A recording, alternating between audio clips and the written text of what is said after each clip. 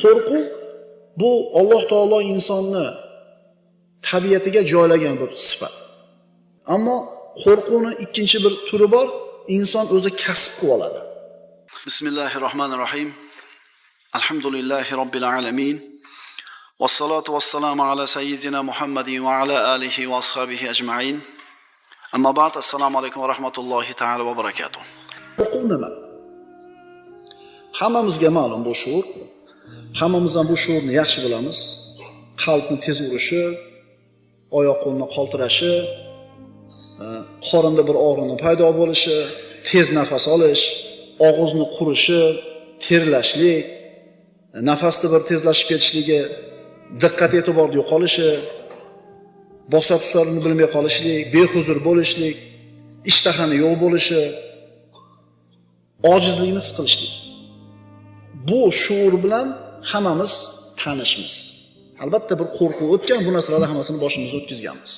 Qo'rquv bu Alloh taolo insonni tabiatiga joylagan bir sifat. Qo'rqishlik har bitta insonda bor. Eng jasur odamda ham mana shu qo'rquvdan bir qaysidir miqdorda bor. Va bu qo'rquv, masalan, inson baland bir tog'dan pastga qaraganda bir qo'rqadi. Ro'parasida bir yirtqich, vahshiy hayvonni ko'rganda qo'rqadi. Bu uni tabiatidan. Bu narsa uchun gunohkor bo'lmaydi inson. Ammo qo'rquvning ikkinchi bir turi bor, inson o'zi kasb qilib oladi. Asli qo'rqishi kerak bo'lmagan, qo'rqmasa ham bo'laveradigan narsalardan inson o'zi qo'rqib oladi. Unga mana shu qo'rquvni singdirishadi. Farzand ota yoki ona deganda xotirjamlikni his qiladi. Ota-ona degani xotirjamlik, omonlik degan so'zni sinonimi. Ota-ona deganda bola xotirjamlikni his qiladi. Ana dadang keldi desa, qalbi bir yayraydi. Ana onang keldi desa, bir ko'ngli yumshaydi. Endi ayni mana shu xotirjamlik, omonlik manbai bo'lish kerak bo'lgan ota-ona o'zini tutmishi bilan farzandini qo'rqoq bo'lishiga sabab bo'lib qoladi. Vaholanki ota-ona bor paytida bolada qo'rquv degan narsa bo'lmasligi kerak edi aslida. Oila a'zolarini bir-biriga qilayotgan noma'qul muomalasi bolani ruhiyatiga to'g'ri ta'sir qiladi. Bolalarda oldida, xususan yosh bolalarda oldida eri xotin bir-biri bilan urushishi, baqir-chaqir qilishi, ya'ni hamma so'z boyligini ishga solishligi, baqir-chaqir, shovqin, kichkina go'dak bola albatta bu narsadan qalbiga qo'rquv kiradi, bizi tilda yuragi tushadi. Yo bo'lmasa bolaga kichkinaligidan shu bir qo'pol muomala qilinadi-da, sen menga kerak emassan. Tug'ilmasang bo'lardi ekan. Ko'zimga ko'rinma. Sen odam bo'lmaysan. Shunga o'xshagan gaplar bilan ota-ona bolani qalbini sindiradi, qo'rqoq bo'lib qolishiga sabab bo'ladi. Yoki falonchiga berib yuboramiz seni. Yoki ana ajina kelyapti. Ana bobo kelyapti. Qo'lingdan hech narsa kelmaydi seni. Qo'ling qayatingdan o'sgan. Ota-onalar o'zlarini ruhiy holatini bolasiga albatta yuqtiradi. Keyin o'zi qo'rqoq qilib qo'yib turib bolasini nimaga qo'rqaversan sen? Nimaga palonchilarda qilmassan deydi-da, bolasini qo'rqoq bo'lganligini, aybini boshqalardan qidiradi, lekin o'zidan istamaydi. Aytyapmiz, bolangiz injiqmi, qo'rqoqmi, hasadgo'ymi, qanaqa yomon sifat bo'lsa, psixikasida. Unga faqat siz aybdorsiz. Ota-ona o'zichi bolalarning qo'rqoqligini gaplashishdan avval ota-onani o'zini qo'rqoqligini hal qilib olishimiz kerak. Ota-onalar ham qo'rqadi nimalardandir. Ota-onadagi qo'rquvni tuzatib olsak, ota-onada shu qo'rquv bo'lmasa, keyin mana shu qo'rqmaslik, jasorat degan narsa farzandlarga ham o'tadi. Kim qo'rqoq bo'ladi? Kim qo'rqoq bo'ladi? Bu o'rinda avval kattalarning o'zidagi qo'rquv masalasini hal qilishi kerakga o'xshaydi. Qo'rquv inson o'zini mol davlatini yo'qotib qo'yishdan qo'rqadi, farzandidan qo'rqadi, ayolidan qo'rqadi, ko'chada bir hurmatini yo'qotib qo'yishdan qo'rqadi. Inson tabiiy suratda bu narsalardan qo'rqadi. Endi qo'rqishlik o'zi zaiflik. Qo'rqishlik, qo'rqoqlik bu zaiflik. Mushkula shundaki, bolaga yoshligida qalbiga kirib qolgan qo'rquv uni qalbidan bir mustahkam joy oladida, o'lgunicha shu qo'rquv birga u bilan yashab boradi. Yoshligida bir narsadan qattiq qo'rqib qolgan, umrining oxirigacha shu narsadan qo'rqib yashaydi.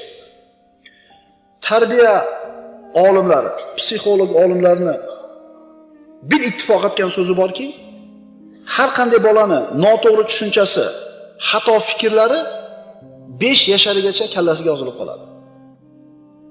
Qaytarib aytamiz, nimadan qo'rqish kerak, nimadan qo'rqmaslik kerak? Nima yaxshi, nima yomon? Mana shu tushunchalar 5 yoshargacha yozib bo'linadi.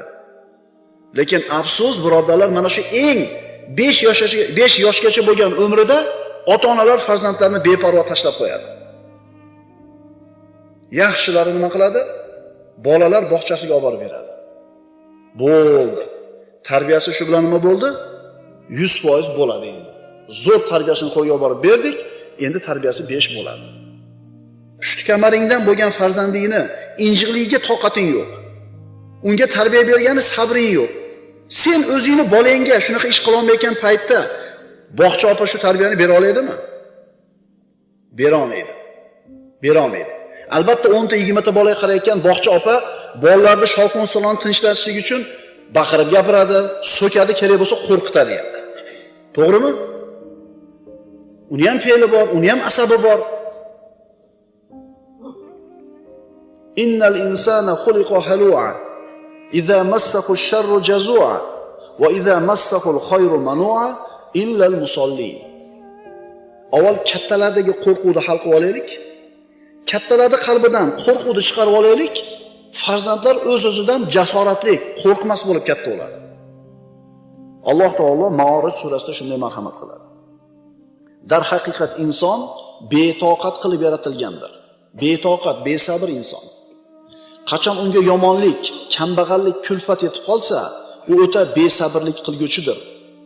Qachon unga yaxshilik, boylik, salomatlik yetsa, o'ta man qilguvchi baxildir. Faqat namoz o'qiguvchi zotlar, ya'ni musulmonlargina undoq emaslar. Biz zaif ekanmiz. Biz besabr, betoqat ekanmiz. Mana shu zaif bo'lib yaralganimiz birodarlar bizni foydamiz ekan. O'zingizni zaifligingizni his qilsangiz, ine qo'lingizni ko'tarib Allohga duo qilasiz. Ojizligingizni his qilsangiz, janamozga turib peshanangizni sajdaga qo'yib Allohdan so'raysiz. Va mana shu so'rashlik bilan saodatli bo'lasiz. Chunki bu zaifligi sizni Allohga bog'layapti. Agar inson Alloh taolo zaif emas, quvvatli, kuchli, sabr, toqatli qilib qo'yganida tabiatan Allohga duo qilishlikka hojatni his qilmas edi, Alloh deb yig'lamas edi, shu behojatligi bilan baxtsiz bo'lardi ikki dunyoda. Shuning uchun farzandlarga ota-onalar Allohga duo qilishni o'rgatsa, agar sen bolam Allohga duo qilsang, hamma g'amingni Alloh hal qiladi deb o'rgatsa va faqat mo'min bandagagina beriladigan Alloh o'zini fazlini senga beradi deb singdira olsa, bolasini Allohga bog'lasa shu banda, shu farzand qo'rqmas bo'lib katta bo'ladi. Astagfirullah. Allazina amanu va lam yalbisu imanahum bizulm ulaika lahumul amn va hum muhtadun. Diqqat qilinglar oyat. Kimga xotirjamlik bo'ladi? Kim uchun hayotda qo'rqmasdan yashashlik bor? Kim xotirjam yashaydi? Iymon keltirgan, o'z iymonlarini zulm, shirk bilan aralashtirmagan zotlar ana o'shalargina xotirjam bo'lguvchidirlar va o'shalar hidoyat topuvchidirlar. Allohga iymon keltirgan, shirk keltirmagan haqiqiy mo'minlargina dunyoda xotirjam yashaydi. Qo'rqormaydi hamma narsadan. Keyingi oyatga quloq solamiz. Hozir e'tibor beringlar-da, yosh bolalardagi qo'rquvni chekkaga surib qo'yib turib, kattalarda qalbidagi qo'rquvni davolashga kirishyapmiz. E'tibor beryapsizlarmi? Qaytamiz yosh bolalarga hali. Astagfirullah. Sanulqi fi qulubil ladina kafaru ru'ba bima ashraku billah. Endi iymon keltirib, iymonini zulm bilan aralashtirmaganlargina xotirjam qo'rqmay yashaydi deb turib Alloh boshqa oyatda aytayapti. Jonsiz butlarni Allohga sherik qilganlari sababli kofirlarning dillariga qo'rquv solajakmiz. Ular Allohga iymon keltirmagani uchun, Allohga shirk keltirgani uchun Alloh qo'rquvni qalbiga men o'zim joylab qo'yaman deyapti. Kim qo'rqoq bo'lar ekan? Mushrik qo'rqoq bo'lar ekan. Kim qo'rqmas bo'lar ekan? Mo'min qo'rqmas bo'lar ekan. Shirkdamisan, iymonda emasmisan, qo'rqaversan. Nahnovoda tushib chiqishdan ham qo'rqaversan. O'zingni ko'lankangdan ham qo'rqaversan. Mo'min odam xotirjam bo'ladi. U mo'min odamni-chi oddiy odam deb qabul qilmaslik kerak. Chunki 3 ta haqiqatni bildi u. Birinchisi ilmni bildi. Haqiqiy ilmni bildi. Alloh taoloning yakkaligini bildi. Allohni Razzoq ekanligini, Allohni saqlovchi ekanligini, Alloh taoloning qo'llovchi ekanligini bildi. Ikkinchidan axloqli bo'ldi. Ana shu iymoni hayotda qanday yashashni ko'rsatdi, xulqlarni o'rgatdi. Uchinchisi jamoliy bo'ldi. Ya'ni uni ham yo'g'i chiroyli bo'ldi. Allohni tanigandan keyin, hayotda qanday yashash kerakligini ko'rganidan keyin uni so'zi ham chiroyli bo'ldi. Sabri ham chiroyli bo'ldi. Bo'layotgan har xil ko'ngil yoqmaydigan hodisalarni qabul qilishi ham, sabr toqat qilishi ham chiroyli bo'ldi. Ulaika lahumul amn. O'shalargina xotirjam bo'luvchi. Inson uchun ikkita ulug' ne'mat. To'g'lik va tinchlik. Falyabudu robb hadzal bayt allazi at'amahum min ju' va amanahum min xawf. Quraysh qabilasiga Alloh taolo bergan ikkita ne'matini minnat qildi. U zot ularni ochlikdan qutqarib, taomlantirdi va xavf va xatardan tinch qildi. Bir insonni Alloh taolo qalbini xotirjam qilib qo'ygan bo'lsa, katta ne'matni beribdi. Bozor o'ldi, ish avvalgidaqa bo'lmay qo'ydi deydi ayrim savdogar birodarlarimiz. Ya'ni ish avvalgidaqa bo'lmayapti degani, nima bo'lmayapti avvalgidaqa? Kirim bo'lmayapti. O'zi bor, 15 yillik to'plab qo'ygani bor. G'amga kiryapti. Endi xuddi ancha bor. Xuddi shu vaqtda o'zida qo'lida atyorkasi, ombiri bilan motoris elektrik bolalar bor, kunlik tirishligini topib yeydi.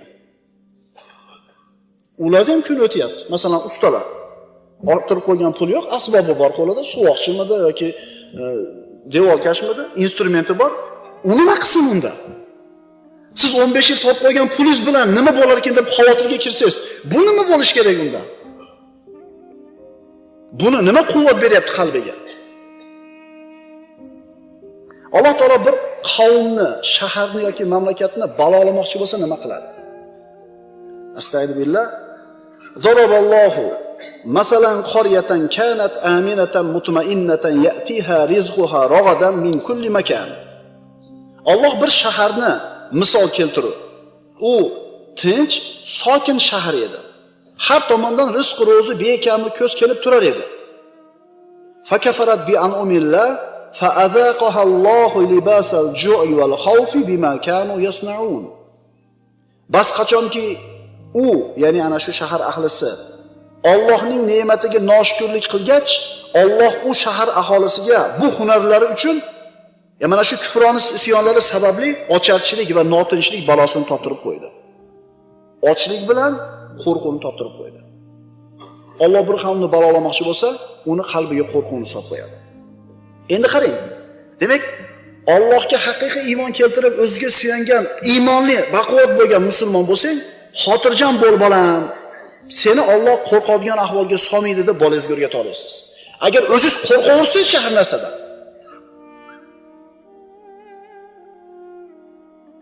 Alloh taolani tanimagan, shirk keltirgan, kofir bo'lgan kishiga keladigan birinchi musibat, u har narsadan qo'rqadigan bo'lib qoladi, hattoki o'zini ko'lankasidan. Endi bolangizga singdirsangiz, o'zi shunaqa e'tiqodli bo'lib turib, bolam qo'rqma. Qo'rqma, peshinangga yozgan bo'lsa, o'sha uy ham bo'ladi, tijorat ham bo'ladi, mashina ham bo'ladi, Alloh yozgan kunda xotin ham bo'ladi, to'y ham bo'ladi. G'am qilma deb o'zingiz ishonib ayta olasiz, ine bolangiz oladi sizdan. Axir mo'min odam Allohning ushbu oyatini eshitmaganmi? Innal ladina qalu robbuna Allohu thumma istaqamu tatanazzalu alayhimul malaika alla takhafu va la tahzanu. Siz bilan bizga bu.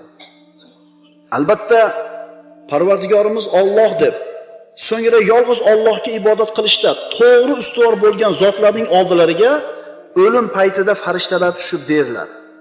Iymon keltirgan, shu iymonida mustaqim, mustahkam turgan. bular dunyodan chiqib ketayotgan paytda, o'limni vahimasi bosayotgan paytda farishtalar kelib aytadiki, qo'rqmanglar va g'amgin bo'lmanglar. Sizlarga va'da qilingan jannat xushxabari bilan shodlaninglar. Qarang, Alloh taolo bizga qo'rqma va mahzun bo'lma deyapti. Kelajakda bo'ladigan narsadan qo'rqma, o'tib ketgan narsaga xafa bo'lma. Qarang qoidani. Kelajakdan qo'rqma, menga suyan, men aytgandaqa mustaqim bo'l, kelajakda keladigan narsadan qo'rqma. Va o'tib ketgan narsani eslab turib, pushaymon yemagin. Ko'p ishlarimiz bor-ku, o'sha paytda mana qilib qo'yimni, mana qilib ketardim men. Chunki qarang, bizlar hayotda, dunyoda ham, oxiratda ham sizlarning do'stlaringizdirmiz. Sizlar uchun u joyda, sizlar uchun jannatda ko'ngillaringiz tilagan narsalaringiz bordir va u yerda sizlar istagan narsa bor. Bolam, Robbing aytayapti senga. Kelajakdan qo'rqma deyapti. O'tgan narsaga pushaymon yema deyapti. Kelajagini ham, o'tmishini ham Alloh taolo o'zi qoplab qo'ydi. Allohning o'ziga tavakkal qil. Axir bolam, eshitmaganmisan? Alloh taolo qul lan yusibana illa ma kataballohu lana huwa maulana va alallohi falyatawakkalul mu'minun degan Tavba surasida. Bolam, bilasanmi nima degani bu? Bu degani, ayting, bizga faqat Alloh biz uchun yozib qo'ygan narsagina yetur. U bizning hojamizdir. Bas iymonli kishilar faqat Allohga suyansin degan. Ishi yo'q. O'qisang, diplom olib bir sohani egallasang ish yo'q. Kurs kundan kunga tushib boryapti. Savdo yo'q, bozorlar to'xtagan. Nima qilamiz ekan deb qo'rqma bolam. Qo'rqma bolam. Endi uchun o'zingizdan qo'rqmayotgan bo'lishingiz kerak-da. O'zingiz qalbingizda qaltirab turgan bo'lsangiz bo'layotgan ishlardan, biz rejasini qilamiz. Reja qilamiz, lekin g'am qilmaymiz. Kallada turadi, zehnda turadi bu rashodlar, lekin qalbga tushmaydi. Chunki birodarlar, bu hisob kitob kalladan qalbga tushib qolsa, g'amga aylanib qoladi. Bolam, Allohdan so'rab duo qilsang, unga bog'lansang, qalbingga xotirjamlik beradi. Ishon Allohga. Hech kimdan hech narsadan qo'rqma. Hamma narsa kimning qo'lida? Allohning qo'lida. Agar ota sizni 5 yoshar, 6 yosharingizda shunaqa bir fikr bilan, shunaqa tushuncha bilan tarbiya qilsa, birodan qo'rqasizmi? Biror narsadan qo'rqasizmi? Yana o'zini hayotida aytib beradi. Mana bo'lganda, mana bo'lgan, Allohning aytgani bo'ldi deydi. Inson tabiati ajib. U nimalardan qo'rqadi? Yomon xabarni eshitganda qo'rqib ketadi. Biror bir po'pasa qilsa qo'rqib ketadi. Nahnovadan qo'rqadi. Unga o'xshab qo'rqadigan narsasi ko'p. Mana shu qo'rqoqlikning asosiy sababi kishini Allohdan uzoqligi. Hayotda bo'layotgan har bitta shabadandan qo'rqayotganligi kishini Allohdan uzoqligi. Agar bolam Allohga bir savobli amal qiladigan bo'lsang, Alloh saqlaydi deb ishontiring bolangiz. Payg'ambarimiz sollallohu alayhi vasallam kunlarda birida Muoz ibn Jabal roziyallohu anhuni o'zini ulovga uchqashtirib olib ketayotib, "Ey Muoz" dedi Payg'ambarimiz sollallohu alayhi vasallam. "Ma haqqullohi alal ibad." Allohni bandalarning ustidan haqqi nima, bilasanmi dedi. Alloh va rasuluhu a'lam. Alloh va rasul biluvchiroq dedi. Payg'ambarimiz aytdilar, Allohning bandalari ustidagi haqqi ularni unga ibodat qilishlari va unga hech narsani sherik qilmasliklari. Biz ustimizdagi Allohning haqqi yolg'iz o'ziga ibodat qilishimiz. Allohning haqqi biz ustimizda. So'ngra emos, agar bandalar shu ishni qilsa, Allohning ustida bandalarda qanday haqqi bo'ladi dedi. Alloh va rasuluhu a'lam deb javob berdi. Shunda payg'ambarimiz aytdilar, agar bandalar Allohning o'ziga ibodat qilishsa, unga shirk keltirishmasa, Alloh ularni azoblamasligi haq. Agar biz Allohning o'ziga ibodat qilib shirk keltirmasak, bizni azoblamasligi bizni haqqimiz Allohning ustidagi.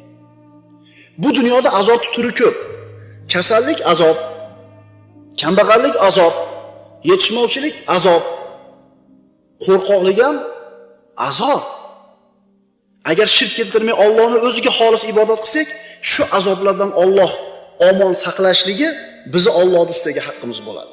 Qo'rqmaysiz birodar. Afaman kana mu'minan kaman kana fasiqo la yastavun.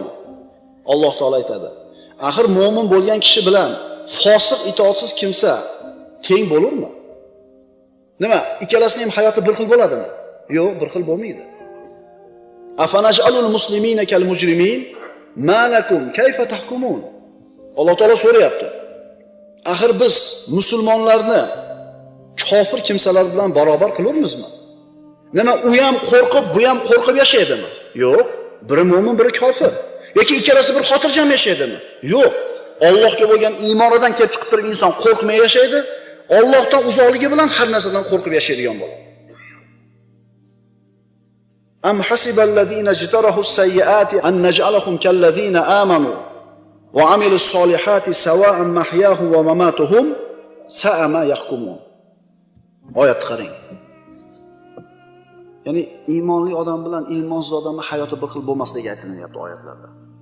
Balki yomonlik, gunohlar kasb etgan kimsalar biz ularni ham iymon keltirgan va yaxshi amallar qilgan zotlar kabi qilishimizni, hayotlari ham, mamotlari ham barobar bo'lishini o'ylaydilarmi? Naqadar yomon hukm qilurlar. Allohdan qo'rqib, o'ziga suyanib, Allohning aytganidan chiqmagan odamning hayoti bilan mamoti, Allohni esdan chiqarib xohlaganda yashagan odam bilan bir xil bo'ladimi? Allohni esdan chiqargan odamning dunyosi ham yo'g'i taq bo'lsin, hech qachon xotirjam yashamaydi. Chunki Alloh taolo va'da beryapti. Kofir bo'lganlarda qalbiga qo'rquvni men o'zim joylab qo'yaman. Ammo iymonlilarni iymon keltirganlarda qalbiga xotirjamlikni joylayman. Bilasizmi? O'sha ma'nolar, shu oyatlar ozgina yoddan ko'tarilib, ozgina g'aflatga kirib qolsa, shayton kelib vasvasa qilib qo'rqitishni boshlaydi. Qo'rqishni boshlagan paytingizda Allohni eslatsa biroq, shu oyatlarning ma'nolarini aytib bersa, qalbingiz bir taskin topib xotirjam bo'lib qolasiz. Shu mo'minligingiz belgisi. Mana shu oyatlar qalbga xotirjamlik olib kelmaydi, birodarlar. Alloh saqlaydi seni bolam, yordam beradi, qo'llaydi. Allohni qo'llashligini Allohning itoatiga bog'lab qo'ying. Qaytaraman. Alloh seni saqlaydi, Alloh seni qo'llaydi, Alloh senga bir quvvat beradi agar Allohning qo'lchiligida qoyim bo'lsang. Qiyinmi shu gapni gapirib qo'yish?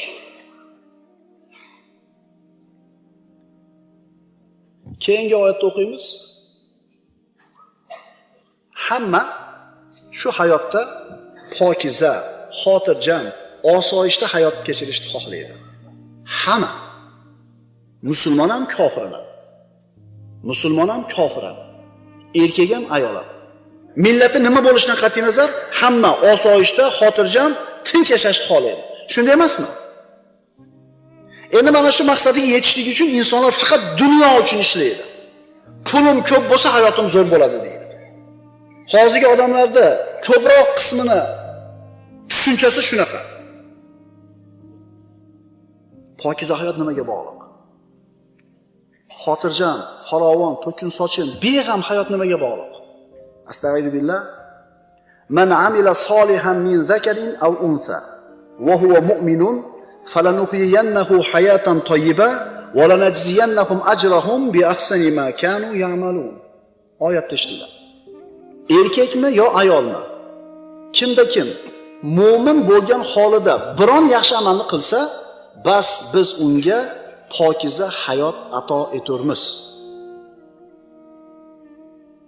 Erkakmi yo ayolmi? Kimda kim mu'min bo'lgan holida biron yaxshi amal qilsa, bas biz unga pokiza hayot ato eturmiz. Pokiza hayot nimaga bog'liq ekan? Mu'min bo'lishlikka va solih amal qilishlikka. Shuni ishontiring bolangizga. Avval o'zingiz ishoning, amal qiling, ko'ring hayotingizda o'zingiz ishonib turib gapirgan gapingiz albatta bolangizning qalbiga kiradi. Farovon, xotirjam, pokiza hayot Allohga qulchilik qilishda ekanligini tushuntiring bolangizga. Qo'rqmasdan yashashimki pokiza hayot mana shu. Pokiza hayotda bir ko'rinishi qo'rqmasdan yashasham hayotda. Agar ota-onalarning o'zlari mana shu e'tiqodda bo'lsa, mana shu oyatlardan xabardor bo'lib, amal qilib, o'zini qalbi xotirjam bo'lgan bo'lsa, o'zidagi qo'rqoqlik degan sifatni yo'qotadigan bo'lsa, bu sifat albatta bolalarga ham o'tadi. Chunki amaliy suratda berilgan dars 100 ta mav'izadan ta'sirchanroq bo'ladi. O'zingiz qo'rqmang. O'zingiz Allohga suyanib qo'rqmasdan yashayotganingizni bolangiz ko'rsin, albatta bu narsani nima qiladi? O'ziga yuqtiradi. Mana endi bolani o'zini qo'rqoqligiga o'tamiz. Ota-ona bolani qo'rqoq qiladi. Mana shu xizmatdagi 99% xizmat kimniki bo'ladi? Onalarniki bo'ladi. Esini endi tanib ona degani xotirjamlik, omonlik degan tushuncha edi o'zi. Ana bobo kelyapti deydi. Uxlab bo'lmasam eshikka irg'itib yuboraman deydi. Ana ajina kelyapti deydi. Yop boshingni deydi. Kim edi bu o'zi? Kim bo'lish kerak edi? O'sha xotirjamlik, qo'rqmaslikni, suvni ichiradigan eni bo'lishlik kerak edi. Lekin birinchi qo'rqitadigan odam kim? Ona bo'ladi. Shuning uchun bu ma'ruzalarimizni opalarimiz ham eshitadi. Bilib qo'yinglar, opalar, bu sizlarga tegishli. Bolalarni qo'rqoq qiladigan sizlarsiz. Yana insonni qo'rqoq bo'lib qolishiga sabablardan bittasi otani farzandi haqida oshiqcha bir qayg'urishligi. To'palorishi. Hamma yo'lda muhayyo qilib beradi. Biror narsani qilishlikka bolani o'ziga bir imkoniyat, erkinlik bermaydi. Nima bo'lsa muhayyo qilib qo'yaveradi. Natijada bolani hech narsaga toqati yo'q. Biror narsani qilishlikka cho'chiydigan qo'rqoq qilib katta qilib qo'yadi. Shuning uchun bolaga ancha-muncha erkinlik berish kerak. Mayli piyolani sindirib olsin, choy olib kelyapti. Mayli nonni qattig'ini olib kelsin. Mayli xato qilsin, xato qilishlik ayb emas. Doimiy xatokor bo'lib qolishlik ayb. Sen odam bo'lmaysan, bak sen olib kel nonni. Yoki bir xato qilsa qattiq uradi-da, shu xatoni qilsam yana kalta yeyman deb turib, boyaga jur'at bilan yana bir xayrlashib qo'yaveradi. Qo'rqoq bo'lib qoladi bola. Qo'rquvga sabablardan yana bittasi bolani yolg'iz xonaga qamab qo'yishlik. Qorong'i xonaga qamab qo'yishlik. O'zi qo'rqib turibdi. Uni yana nima qilasiz? Jinlar, shunga o'xshagan har xil bo'lmag'ur hikoyalar bolani qalbiga qo'rquv joylanib qolishiga sabab bo'ladi. Ota nima qilish kerak edi? Qo'rqyapti bola qorong'idan, yetalab olib chiqib, o'sha qorong'ida birga o'tirmadi. Yonida o'tirib, mana qara, nima bor? Hech narsa yo'q. Aqulu qawli hada va astagfirulloha li va lakum. Innalloha va malaikatahu yusalluna alan nabiy. Ya ayyuhallazina amanu sallu alayhi va sallimu taslima. Vassalamu alaykum va rahmatullohi va barakatuh.